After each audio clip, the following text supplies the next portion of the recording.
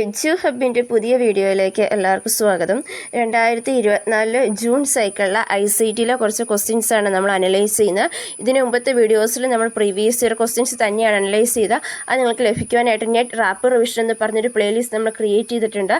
ആ പ്ലേലിസ്റ്റിൽ കയറി കഴിഞ്ഞാൽ നിങ്ങൾക്ക് ലഭിക്കുന്നതാണ്. First question, a keylogger short for keystroke logger is a type of cyber threat. Keylogger are a form of, അതായത് keylogger എന്ന് പറയുന്നത് കീസ്ട്രോക്ക് ലോഗറിൻ്റെ ഷോർട്ട് ഫോം ആണ്. അതൊരു സൈബർ ത്രെറ്റാണ്. അത് ഏത് ഫോമിലുള്ളതെന്നാണ് ചോദിച്ചിരിക്കുന്നത്. Worm, Trojan horse, virus, spyware. ഇവിടെ ആൻസർ വരുന്നത് ഓപ്ഷൻ 4 ആണ്, സ്പൈവെയർ ആണ്. അതായത് കീലോഗർ എന്ന് പറയുന്നത് ഒരു സ്പൈവെയർ ആണ്. കീലോഗർ എന്ന് പറഞ്ഞു കഴിഞ്ഞാൽ യൂസർ കീബോർഡിൽ ടൈപ്പ് ചെയ്യുന്ന വിവരങ്ങൾ അതേപോലെ റെക്കോർഡ് ചെയ്ത് മറ്റൊരാൾക്ക് കാണിക്കാൻ കഴിയുന്ന ഒരു സ്പൈവെയറിനാണ് നമ്മൾ കീലോഗർ എന്ന് പറയുന്നത്. അതായത് കീലോഗർ നമ്മുടെ പാസ്വേഡ്സ് അങ്ങനെയായിട്ടുള്ള പേഴ്സണൽ ഇൻഫർമേഷൻസൊക്കെ റെക്കോർഡ് ചെയ്തിട്ട് മറ്റൊരാൾക്ക് കൊടുക്കുകയാണ് കീലോഗർ ചെയ്യുന്നത്. ഉപയോക്താവിൻ്റെ സമ്മതമില്ലാതെ ഒരു കമ്പ്യൂട്ടറിലെ വിവരങ്ങൾ മറ്റൊരാൾക്ക് എത്തിരിക്കുന്ന ചാര സോഫ്റ്റ്വെയറാണ് നമ്മൾ സ്പൈവെയർ എന്ന് പറയുന്നത്. ആ ഒരു സ്പൈവെയറിൻ്റെ ഒരു ഫോമാണ് കീലോഗർ എന്ന് പറയുന്നത്.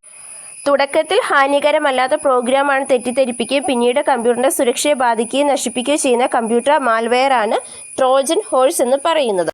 വേം എന്ന് പറഞ്ഞു കഴിഞ്ഞാൽ റൈറ്റ് വൺസ് റീഡ് മെനി എന്നുള്ളതാണ്. അതായത് വൈറസുകളെ പോലെ പെരുകുകയും കമ്പ്യൂട്ടറിൽ നിന്ന് കമ്പ്യൂട്ടറിലേക്ക് പടർന്നു പിടിക്കുകയും ചെയ്യുന്ന പ്രോഗ്രാമിനാണ് നമ്മൾ വേം എന്ന് പറയുന്നത്. വൈറസുകളെ അപേക്ഷിച്ച് മറ്റു പ്രോഗ്രാമുകളുമായി കൂടിച്ചേരാതെ ഒരു കമ്പ്യൂട്ടറിൽ നിന്ന് മറ്റൊരു കമ്പ്യൂട്ടറിലേക്ക് ഇവ വ്യാപിക്കുകയാണ് ചെയ്യുന്നത്.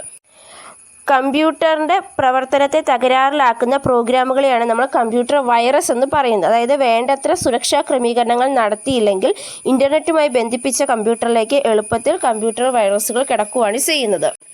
Next question, which of the following pair of acronym and their expansion is incorrectly matched. അതായത് താഴെ കൊടുത്തിരിക്കുന്നതിൽ ഇൻകറക്റ്റ് ആയിട്ട് മാച്ച് ചെയ്തിരിക്കുന്നത് എന്നാണ് ചോദിച്ചിരിക്കുന്നത്.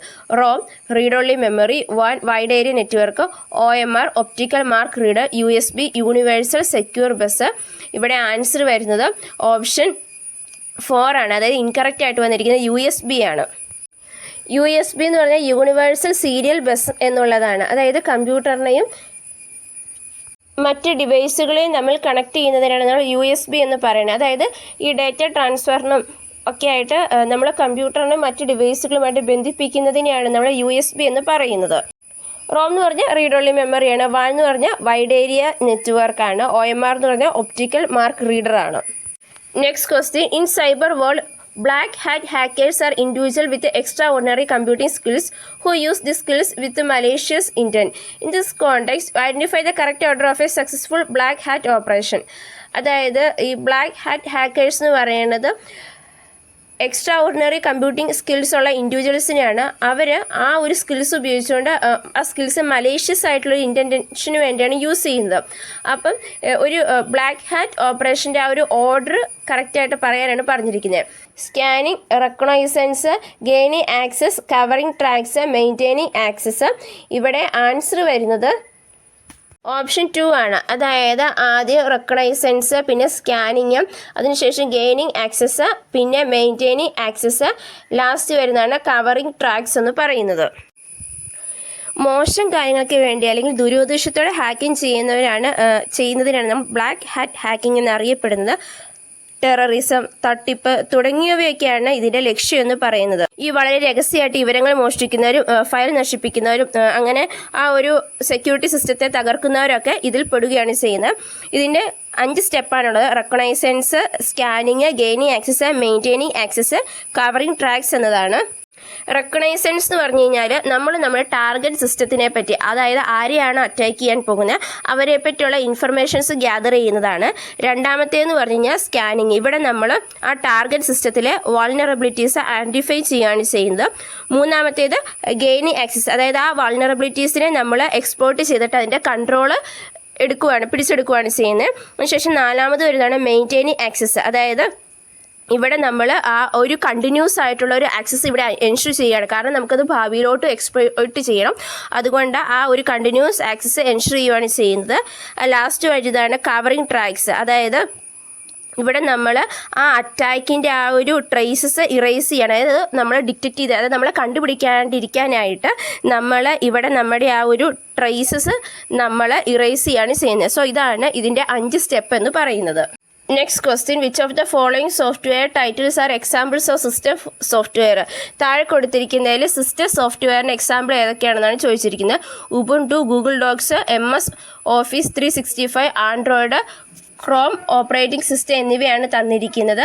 നമ്മളോട് ഇവിടെ സിസ്റ്റം സോഫ്റ്റ്വെയറിന് എക്സാമ്പിളാണ് ചോദിച്ചിരിക്കുന്നത്. സോ ആൻസർ വരുന്ന ഓപ്ഷൻ 3 ആണ്.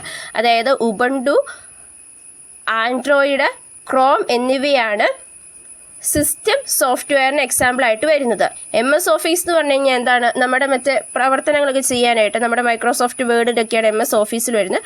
ഗൂഗിൾ ഡോക്സ് എന്ന് നമുക്ക് നമ്മുടെ വർക്ക് ചെയ്യാനുള്ള ആ ഒരു, അതായത് നമ്മൾ MS വേർഡിൽ ചെയ്യുന്ന കാര്യങ്ങൾ ഗൂഗിൾ ഡോക്സിൽ നമ്മൾ ചെയ്യുകയാണ് ചെയ്യുന്നത്. അപ്പോൾ അത് നമുക്ക് എവിടെ വെച്ച് വേണമെങ്കിലും ആക്സസ് ചെയ്യാനായിട്ട് സാധിക്കും എന്നുള്ളതാണ്. അതായത് കമ്പ്യൂട്ടറിൻ്റെ അടിസ്ഥാന പ്രവർത്തനത്തെ നിയന്ത്രിക്കുന്നതിനായി രൂപകൽപ്പന ചെയ്തിരിക്കുന്ന പ്രോഗ്രാമുകൾക്കാണ് നമ്മൾ സിസ്റ്റം സോഫ്റ്റ്വെയർ എന്ന് പറയുന്നത്. ഓപ്പറേറ്റിംഗ് സിസ്റ്റം, മറ്റ് ഭാഷാ പ്രോസസ്സറുകൾ, യൂട്ടിലിറ്റി സോഫ്റ്റ്വെയർ, ഡിവൈസ് ഡ്രൈവുകൾ എന്നിവയെല്ലാം ഇതിൻ്റെ ഓരോരോ ഘടകങ്ങളാണ്. Next question match the following ആണ്. Match the list 1 with list 2. List 1 unit of data capacity, list 2 approximate സൈസുമാണ്. കിലോബൈറ്റ്, ഗിഗോബൈറ്റ്, ടെറാബൈറ്റ്, മെഗാബൈറ്റ് എന്നിവയാണ് തന്നിരിക്കുന്നത്. 8 million bits, 8 million bytes, 8000 bits, 8 trillion bits എന്നിവയാണ് തന്നിരിക്കുന്നത്. ഇവിടെ ആൻസർ വരുന്നത് ഓപ്ഷൻ 1 ആണ്. അതായത് കിലോബൈറ്റ് എന്ന് പറഞ്ഞാൽ 8000 ബിറ്റ്സ്, ഗിഗാബൈറ്റ് എന്ന് പറഞ്ഞാൽ 8 ബില്യൺ ബിറ്റ്സ്, ടെറാബൈറ്റ് എന്ന് പറയുന്നത് 8 ട്രില്യൺ ബിറ്റ്സ്, മെഗാബൈറ്റ് എന്ന് പറയുന്നത് 8 മില്യൺ ബിറ്റ്സ് എന്നിങ്ങനെയാണ്. Next question, in computing, which of the following is a program downloaded and installed on a computer that appears harmless but is in fact malicious? അതായത് നമ്മൾ ഒരു programme download ചെയ്ത് harmless അല്ല എന്നോർത്തുകൊണ്ട് നമ്മൾ download ചെയ്യും, പക്ഷേ അത് ആക്ച്വലി മലീഷ്യസ് കണ്ടന്റ് ആയിരിക്കും. അത് ഏതെന്നാണ് ചോദിച്ചിരിക്കുന്നത്. Trojan horse, time bomb, worm, logic bomb. ഇവിടെ ആൻസർ വരുന്നത് ഓപ്ഷൻ 1 ആണ്, ട്രോജൻ ഹോഴ്സ് ആണ്. വൈറസുകളെ പോലെ പെരുകുകയും കമ്പ്യൂട്ടറിൽ നിന്ന് കമ്പ്യൂട്ടറിലേക്ക് പടർന്നു പിടിക്കുകയും ചെയ്യുന്ന പ്രോഗ്രാമുകളാണ് വേം എന്ന് പറയുന്നത്.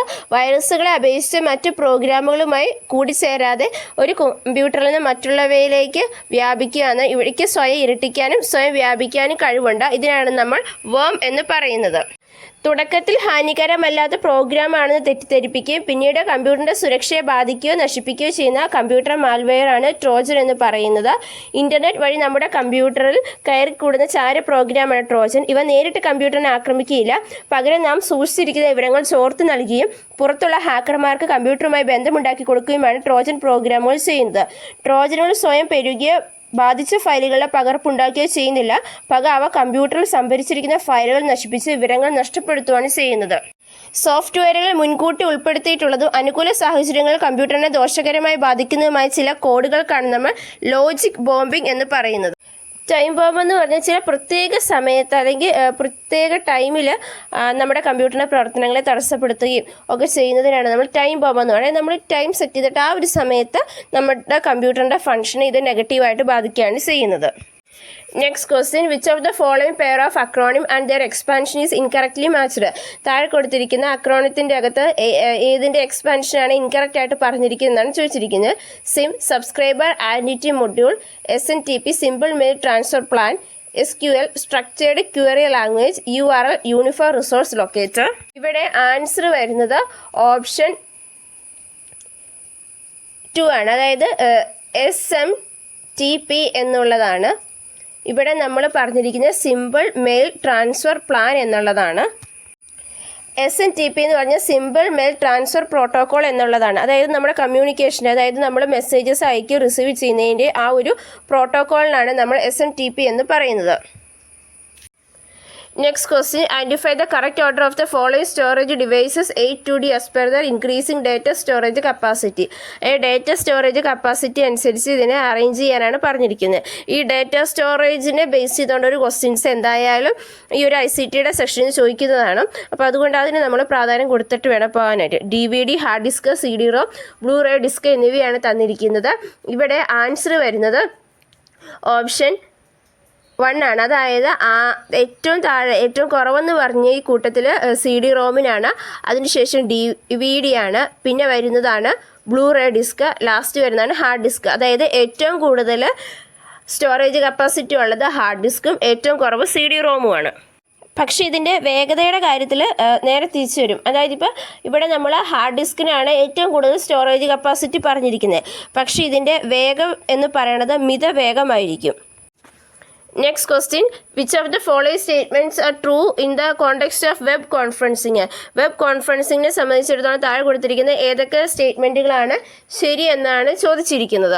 It uses the internet to permit conferencing to take place. Multiple computers are used with the system all connected over the internet.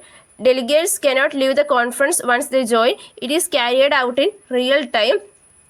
അതായത് ഇവിടെ പറഞ്ഞിരിക്കുന്ന ഇത് ഇൻ്റർനെറ്റ് യൂസ് ചെയ്തുകൊണ്ടാണ് പോകുന്നത്. അതുപോലെ തന്നെ നമുക്ക് മൾട്ടിപ്പിൾ കമ്പ്യൂട്ടേഴ്സ് ഇൻ്റർനെറ്റിലോട്ട് കണക്ട് ചെയ്തിരിക്കുകയാണ് ചെയ്യുന്നത്. നമുക്ക് ഇത് ജോയിൻ ചെയ്ത് കഴിഞ്ഞ് കഴിഞ്ഞാൽ പിന്നെ നമുക്ക് തീരാണ്ട് പോകാനായിട്ട് പറ്റില്ല. ഇത് റിയൽ ടൈമിലാണ് നടക്കുന്നത്. സോ ഇത്രയും സ്റ്റേറ്റ്മെൻറ്റുകളാണ് നമുക്കിവിടെ തന്നിരിക്കുന്നത്. ഇവിടെ ആൻസർ വരുന്നത് ഓപ്ഷൻ 4 ആണ്. അതായത് it uses the internet permit conferencing to take place. അതായത് നമ്മൾ ഇൻ്റർനെറ്റ് യൂസ് ചെയ്തുകൊണ്ടാണിത് ഈ ഒരു വെബ് കോൺഫറൻസിങ് നടന്നു പോകുന്നത്. വെബ് കോൺഫറൻസിങ് എന്ന് പറഞ്ഞു കഴിഞ്ഞാൽ നമ്മളൊരു സാധാ കോൺഫറൻസിങ് കൂടുമ്പോൾ എങ്ങനെയാണ് നമ്മൾ റൂമിൽ എല്ലാവരും കൂടി ഒരുമിച്ചിരുന്നാണ് ഇത് കോൺഫറൻസ് കൂടുന്നത്. വെബ് കോൺഫറൻസിങ് എന്ന് പറയുമ്പോൾ നമ്മൾ പല സ്ഥലത്തിരുന്ന് ഇൻ്റർനെറ്റിൻ്റെ സഹായത്തോടെ നമ്മൾ കാര്യങ്ങൾ ചർച്ച ചെയ്യാണ് വെബ് കോൺഫറൻസിങ് എന്ന് പറയുന്നത്. ഇനി രണ്ടാമത്തെ കാര്യം എന്ന് പറഞ്ഞു കഴിഞ്ഞാൽ മൾട്ടിപ്പിൾ യൂസേഴ്സ് അല്ലെങ്കിൽ മൾട്ടിപ്പിൾ കമ്പ്യൂട്ടേഴ്സ് നമുക്കിത് ജോയിൻ ചെയ്യാനായിട്ട് പറ്റും. കാരണം ഇൻ്റർനെറ്റ് ഉപയോഗിച്ചുകൊണ്ട് മൾട്ടിപ്പിൾ ആയിട്ടുള്ള ആൾക്കാരാണ് ഇതിൻ്റെ അത് ജോയിൻ ചെയ്തത്. അതായത് ഒരാൾ ഇന്ത്യയിലാണെങ്കിൽ മറ്റുള്ള കാനഡയിലായിരിക്കാം, വേറൊരാൾ അമേരിക്കയിലായിരിക്കാം.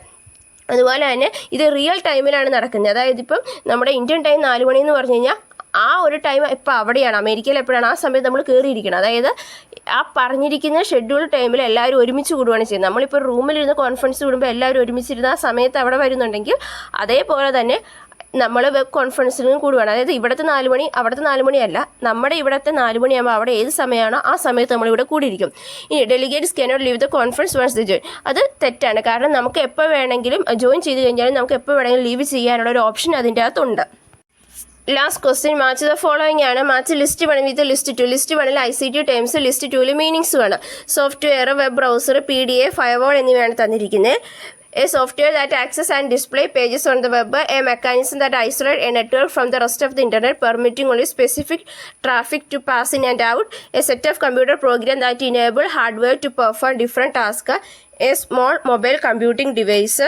ഇവിടെ ആൻസർ വരുന്ന ഓപ്ഷൻ 3 ആണ്. അത് സോഫ്റ്റ്വെയർ എന്ന് പറഞ്ഞു കഴിഞ്ഞാൽ a set of computer program that enable the hardware to perform different task. അതായത് സോഫ്റ്റ്വെയർ എന്ന് പറഞ്ഞാൽ എന്താണ്, കമ്പ്യൂട്ടർ പ്രോഗ്രാമാണ്. അതായത് ഹാർഡ്വെയറിലാണ് ഇതുള്ളത്. അതായത് ഹാർഡ്വെയറിനെ ഡിഫറെൻറ്റ് ടാസ്കുകൾ പെർഫോം ചെയ്യാനായിട്ട് ഹെൽപ്പ് ചെയ്യുന്നതാണ് ഈ സോഫ്റ്റ്വെയർ എന്ന് പറയുന്നത്. ഇനി വെബ് ബ്രൗസർ എന്ന് പറഞ്ഞു കഴിഞ്ഞാൽ എന്താണ്, നമ്മൾ വെബ് ബ്രൗസിങ്, അതായത് നമുക്ക് ഈ വെബിൽ പേജസൊക്കെ നമുക്ക് ഡിസ്പ്ലേ ആകാനായിട്ട് നമ്മൾ ഹെൽപ്പ് ചെയ്യുന്ന, അല്ലെങ്കിൽ ആക്സസ് ചെയ്യുന്ന സോഫ്റ്റ്വെയറാണ് വെബ് ബ്രൗസർ എന്ന് പറയുന്നത്. ഇനി PDA എന്ന് പറഞ്ഞാൽ സ്മോൾ മൊബൈൽ കമ്പ്യൂട്ടിംഗ് ഡിവൈസ് ആണ്.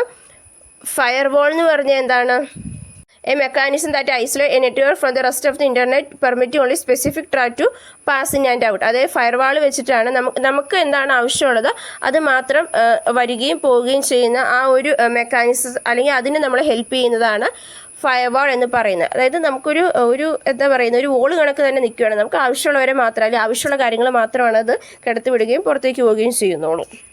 PDA എന്ന് പറഞ്ഞാൽ പേഴ്സണൽ ഡിജിറ്റൽ അസിസ്റ്റൻ്റ് എന്നാണ്. സോ നമ്മളിന്ന് 10 ക്വസ്റ്റ്യൻസും അതിൻ്റെ ആൻസേഴ്സും അനലൈസ് ചെയ്ത് ഇത് നിങ്ങൾക്ക് മനസ്സിലായെന്ന് വിചാരിക്കുന്നു. ഈ വീഡിയോ നിങ്ങൾക്ക് ഇഷ്ടപ്പെട്ട് കഴിഞ്ഞാൽ ലൈക്ക് ചെയ്യുക, ഷെയർ ചെയ്യുക. നമ്മുടെ ചാനൽ സബ്സ്ക്രൈബ് ചെയ്യാത്തവരെ സബ്സ്ക്രൈബ് ചെയ്യുകയും തൊട്ടടുത്തുള്ള ബെൽ ഐക്കണിൽ ക്ലിക്ക് ചെയ്യുകയും ചെയ്യുക. താങ്ക്